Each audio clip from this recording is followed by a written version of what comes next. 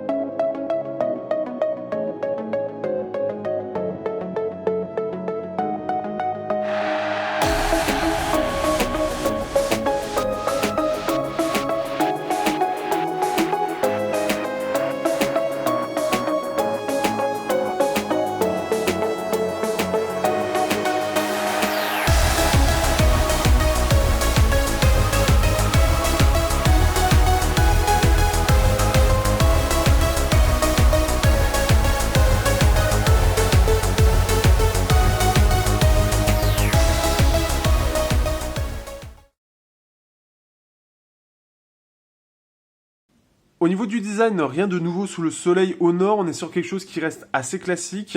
On a la face avant du Honor 8, donc qui est très très classique. En termes de disposition des boutons, c'est pareil que ce qu'on a d'habitude. On a toujours de l'USB-C, jack et un seul haut-parleur pour une fois. Là, le jack est en dessous, c'est un petit peu le petit changement. On a le capteur infrarouge qui est au-dessus aussi, qui est assez sympa pour le coup, qui s'invite un peu à la fête. Et au dos, cette fois-ci, c'est en métal, donc gros changement. Et donc, on a les antennes ici qui sont noires ici et ici. On a le double capteur ici avec le viseur laser ici, la partie un peu laser. Qui est en fait caché ici, là où il y a écrit Dual Lens. S'il veut bien faire la mise au point, ce serait bien, merci. Voilà, donc on a le capteur laser et aussi les antennes, aussi une partie des ondes passe par ici, donc ce qui fait que c'est assez ingénieux. Au niveau, bien évidemment, du capteur d'empreinte, c'est toujours aussi rapide. Petit test. Donc quand je tape, bien évidemment, c'est quand ça touche. Donc, parmi les meilleurs capteurs d'empreinte, comme d'habitude. Donc voilà, rien de spécifique. Il ressemble bien sûr à un iPhone pour ceux qui l'ont remarqué. Mais après, ça a sa propre identité quand même. Il ne faut pas déconner non plus. Et ça reste très réussi. C'est très bien fini. Je trouve même mieux que le Mate 9. Et c'est très propre. Au niveau de la surcouche, donc là on se retrouve avec EMUI 5.1, donc là la version B130 sur laquelle je teste actuellement l'appareil, donc c'est du sous 7.0 et donc là un smartphone qui est très rapide pour se lancer, c'est quand même assez impressionnant, on peut le voir ici, hop ici on va faire Twitter, et on peut voir c'est vraiment sa vitesse d'exécution qui est vraiment impressionnante. Il est toujours extrêmement rapide, il est aussi bien que la concurrence, alors que le processeur a quelques mois déjà dans le nez, puisque ça date déjà de novembre, et on peut le voir, c'est extrêmement rapide. Il est aussi d'une fluidité exemplaire, il n'y a pas de souci par rapport à la concurrence. C'est une surcouche qui est vraiment bien optimisée pour le coup. EMUI 5 et 5.1 sont vraiment réussis de ce point de vue-là. Et surtout, ce qui donne l'effet waouh de cette surcouche, c'est ce côté vraiment instantané. Vous avez bien sûr la possibilité de mettre aussi avec un tiroir pour ceux qui sont adeptes d'avoir un tiroir d'application. Donc ça, c'est le petit truc en plus. Et ce qui est bien, c'est que Huawei le garde au fur et à mesure des mises à jour depuis qu'il y a ça. Donc ça, c'est le truc vraiment sympa. On va regarder juste une dernière application, YouTube Studio, qui met un petit peu de temps en général à se lancer, mais qui se lance très rapidement. Donc pas de souci là-dessus, les 6 Go de RAM aidant vraiment pour regarder les applications en mémoire, et la vitesse qui est quand même très impressionnante de lancement des applications. Au niveau de l'autonomie, c'est un peu la déception de cet appareil, puisque avec une batterie de 4000 mAh, on a aussi de la charge rapide made in Huawei, ce qui fait qu'avec 4000 mAh, c'est un petit peu lent. Mais c'est surtout l'autonomie qui m'a déçu, puisque que ce soit en jeu, ou que ce soit sur Facebook, ou que ce soit sur réseaux sociaux, une utilisation tout à fait classique, l'autonomie sera comprise à peu près entre 4h30 et 5h30 écran allumé. pour du 4 mAh, ça fait mal, je trouve, et c'est une autonomie qui est assez moyenne. On est dans la moyenne standard des smartphones, mais pour du 4 mAh, on pouvait s'attendre à plus, notamment au moins une bonne heure, voire une bonne heure et demie en plus, pour avoir une autonomie qui soit en lien avec la batterie et la puissance qu'il a. Donc là, je suis assez déçu, tout en étant, je m'y attendais, puisque le Mate 9, c'était à peu près la même chose. Au niveau des benchmarks, on se retrouve avec donc un Kirin 960 avec 6 Go de RAM et un Mali G71 MP8. Donc un score qui est plutôt bon, hein, puisque à froid, on sera sur un score de à peu près 6500 avec 1846 en simple cœur, ce qui fait que ça fait autant que tout ce qui est en Snapdragon et 835 et Exynos 8895 US 8. Donc c'est-à-dire du Cortex à 73 en 4 cœurs et Cortex à 53 4 cœurs aussi. Donc un très bon score, ce qui fait que là-dessus, ça le place aussi bien que la concurrence. Par contre, le seul petit souci, c'est qu'il est gravé en 16 nanomètres. Au niveau du benchmark GSFix, donc là on fait un score de 652 frames avec le Mali G71 MP8, sachant que le S8 lui il est en MP20, on va regarder, donc là si on est à peu près là, on va remonter un petit peu, sachant qu'on a un écran de 2K, mon petit test forcément est un peu différent, mais si on regarde ici, alors on va regarder, donc à 800 à peu près, normalement à 600 et quelques on a quelque chose de proche, alors on a... Si on regarde, on va retrouver normalement le S8 avec le Snapdragon 835 qui fait un score de 724 et l'autonomie est à peine meilleure de 21%, mais le S8 lui il a une batterie de 3600 mAh. On a le Pro 6 Plus qui lui utilise le processeur du S7 qui lui fait un peu un meilleur score mais en étant en 1080p normalement, et par contre l'autonomie est meilleure du côté de ce smartphone là, mais lui il a une batterie de 4000. Là avec le Exynos 8895 du S8 Plus pour le coup, donc là on fait un score qui est 26%, donc ici 26% supérieur pour le côté S8+, alors qu'il a un Mali G71 MP20 hein, pour rappel, et au niveau de l'autonomie par contre c'est meilleur du côté de Samsung avec 198 minutes contre 178 pour cet appareil là. Donc là il est meilleur tout en ayant une moins bonne batterie, ce qui fait que là la différence forcément elle joue. Là où la différence est assez importante, c'est avec le Snapdragon 821 qui lui fait bien meilleur score, hein, 1275 même en 2K, et avec une batterie qui lui fait 410 minutes, donc bien meilleur, il fait 2 fois plus, un peu même plus que ça, ce qui fait que le 821 en jeu est bien meilleur et plus autonome. Au niveau de l'écran, donc là on a un écran 2K, donc de 5.7 pouces, donc un écran assez large, c'est plutôt bien utilisé. Par contre on a du Gorilla Glass 3, déjà je trouve que c'est une mauvaise idée puisque le Gorilla Glass 3 n'est pas extraordinaire en termes de protection, il aurait fallu du Gorilla Glass 4 qui était bien meilleur. Vu qu'ils ont fait la même chose avec le Mate 9, on ne comprend toujours pas cette décision. Par contre, au niveau de l'écran, donc c'est un écran LCD, un LTPS exactement. Le truc, donc au niveau ici des angles de vision, c'est pas extraordinaire, on perd beaucoup en luminosité, mais sinon ça reste très correct, hein, quand on peut le voir, ça reste très lisible. Au niveau de la luminosité minimum et maximum, c'est plutôt bon aussi. Et en plus, donc on est en 2K, donc ce qui fait que c'est un écran qui est très dense en termes de pixels, il est très bon. Les couleurs par contre, alors ça peut ne pas plaire à tout le monde puisque ça va être assez saturé, un 7 de delta E apparemment, c'est ce qui a été mesuré et ce n'est pas réglable à part la température de couleur globale. Là on va parler cette fois-ci du son, donc au niveau des haut-parleurs on est sur quelque chose qui est assez sympa. On a un son qui est plutôt bon pour un haut-parleur qui est pas si gros que ça, et ça c'est une bonne chose. On entend plutôt bien les basses comme on l'entend là, tout en étant les médiums et les aigus. Et ça reste assez clair, donc là-dessus c'est vraiment pas mal. On va faire un autre truc. Alors là je crois que...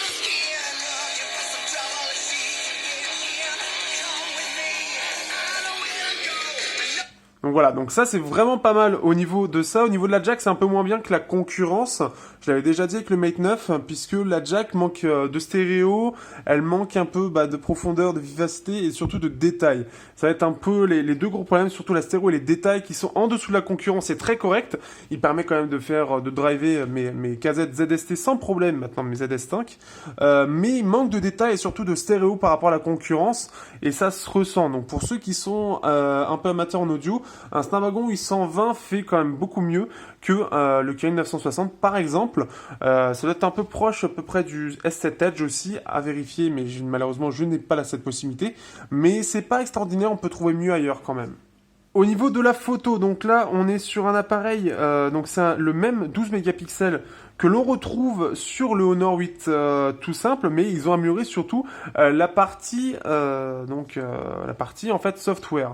Donc vous avez tout dans l'album pour vérifier. Ici c'est une petite photo de nuit. Donc là pour montrer un petit peu, il y a pas mal de détails. On a quelque chose qui est bien. On a un lissage aussi qui reste assez propre sur cette photo, je trouve. Ça reste très correct. Donc là-dessus c'est plutôt bon. Si on va après en pleine journée, hop ici, on va retrouver quelque chose de vraiment pas mal. Il y a dessus, alors là c'est sûr en plus quelque chose de particulier, mais en plein jour on va pouvoir faire des belles photos, donc notamment par exemple ici de fleurs pour changer, et on va voir quelque chose qui reste assez détaillé, c'est vraiment pas mal. Le détourage est bien mieux que je trouve que l'Honor 8, et le mode effet large aussi.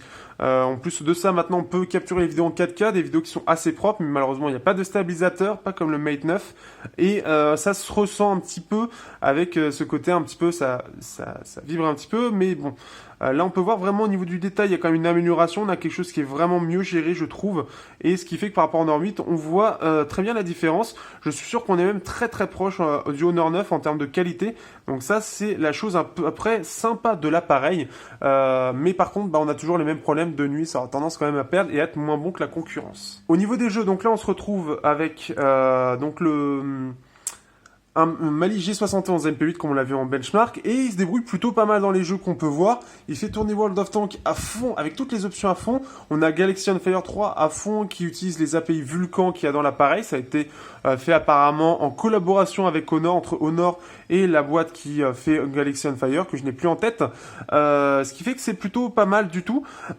Et bien sûr, mon petit Clash Royale tourne merveilleusement bien. Le plus gros souci, ça va être surtout la chauffe qui peut vite déranger sur les gros jeux, enfin sur les jeux même en général, puisque l'appareil aura tendance à vite chauffer dû à sa finesse et dû au fait que la puce chauffe énormément, et c'est le plus gros souci là-dessus en jeu et même en général de ce smartphone.